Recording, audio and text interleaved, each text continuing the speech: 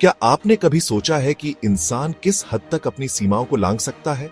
दुनिया की सबसे सूखी जगह, जहां बारिश का नामो निशान नहीं, न पानी न हरियाली, वहां इंसान ने अपनी काबिलियत के बल पर कुछ ऐसा बना डाला जो विज्ञान और इंजीनियरिंग के इतिहास में मील का पत्थर साबित होगा। यह है चिली का अटाकामा डेजर्ट, और इसी वीरान रेगिस्तान में समंदर से 10,000 फीट ऊंचे पहाड़ की चोटी पर बन रहा है दुनिया का सबसे बड़ा टेलीस्कोप। इस टेलीस्कोप का नाम है एक्सट्रीमली लार्ज टेलीस्कोप, ELT। इसका विशाल आकार, असाधारण तकनीक और दूरदर्शी सोच इसे खास बनाती है। यह न केवल ब्रह्मांड के सबसे पुराने राज खोलेगा, बल्कि यह भी बताएगा कि क्या हम इस विशाल ब्रह्मांड में अकेले हैं। चिली का अटाकामा डेजर्ट एक ऐसा इलाका है जो किसी दूसरे ग्रह जैसा लगता है। यहां के कुछ हिस्सों ने इतिहास में कभी बारिश नहीं देखी। नहर, नदी, झील तो छोड़िए, यहां पानी का अस्तित्व ही नहीं। लेकिन यही वीरानगी इसे खास बनाती है। यह जगह इतनी अलग है कि यूरोपियन स्पेस एजेंसी ने अपने मार्स रोवर की टेस्टिंग यहीं की थी। लेकिन सवाल यह है कि दुनिया के इतने सूखे और सुदूर इलाके को ELT के लिए क्यों चुना गया? जवाब है साफ आसमान और रोशनी का अभाव। टेलीस्कोप को लाइट पॉल्यूशन से बचाना बहुत जरूरी है, ताकि ब्रह्मांड की बेहद धुंधली लाइट भी इसे साफ दिख सके। यहां साल के 365 में से 320 दिन आसमान बादलों से खाली रहता है। ELT को बनाने के लिए चुना गया पहाड़ सीरो अमाजन बेहद नुकीला था। इसे समतल करना एक चुनौती थी। सोचिए, 3000 मीटर ऊंचा पहाड़ और उस पर 7 फुटबॉल मैदानों जितना बड़ा प्लेटफॉर्म बनाना था। यह असंभव सा काम 2014 में शुरू हुआ। इंजीनियरों ने विस्फोटकों की मदद ली।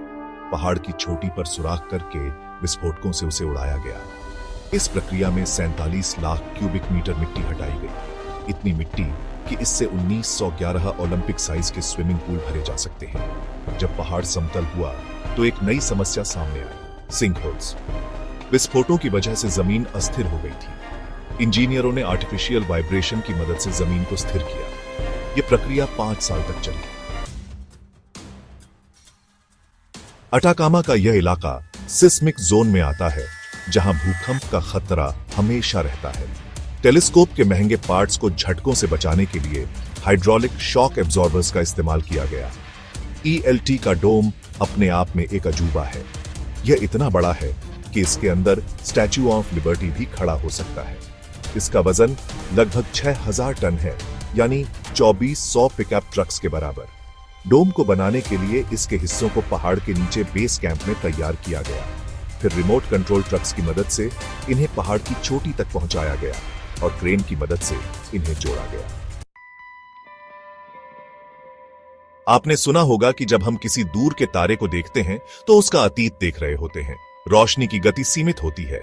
सूरज की रोशनी को धरती तक पहुंचने में 8 मिनट लगते हैं। हबल स्पेस टेलीस्कोप ने हमें ब्रह्मांड के 1340 करोड़ साल पुराने अतीत की झलक दी। लेकिन ELT इससे भी आगे जाएगा।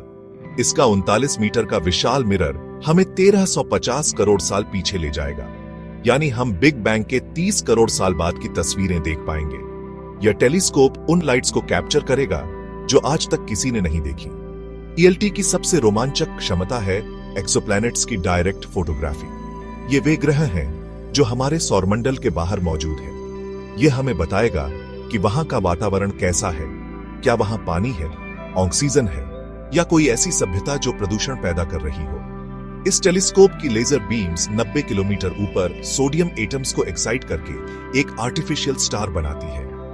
यह आर्टिफिशियल सितारा टेलीस्कोप को एडेप्टिव ऑप्टिक्स में मदद करता है, ताकि धुंधली तस्वीरें भी साफ हो सके। ELT का खर्चा लगभग $160 करोड़, 13,600 करोड़ रुपए है।